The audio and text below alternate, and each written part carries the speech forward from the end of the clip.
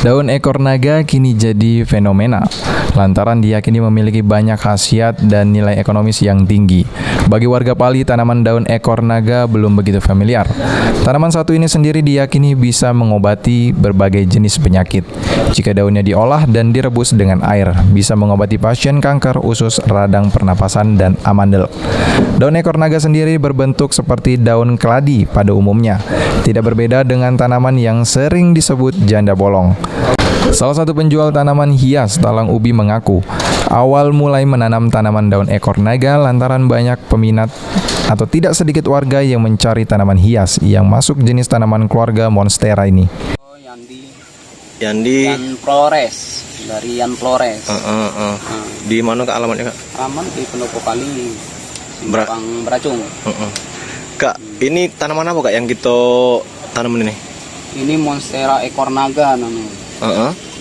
Kita tahu tak Kak, khasiatnya awal mula kita nanam ini ngapa itu Kak?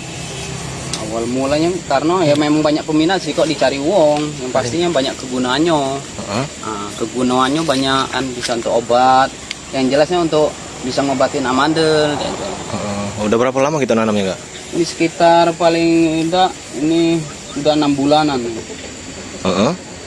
Dapatnya dari mana gitu Kak? Ya, kita juga nyari sih, nyari juga dari uang. Di hutan banyak ini? Di hutan kemungkinan ada juga, kalau di hutan cuman sudah agak sulit ditemui. Kalau tidak ini jenis-jenis ekor naga. Kita pembibitan Kak? Untuk pembibitan juga iya. Pembibitan. Sejauh ini sudah ada yang nawar belum Kak? Sudah, cuman belum ini cocok. Belum cocok dengan harga? Iya. Oke, kalau sudah cocok bakal dilepasin Kak ya? Dilepas.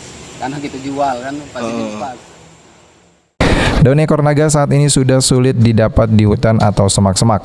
Sudah ada beberapa warga yang menawar untuk membeli tanaman satu ini, namun oleh pria satu ini belum untuk dijual. Aji, Pal TV.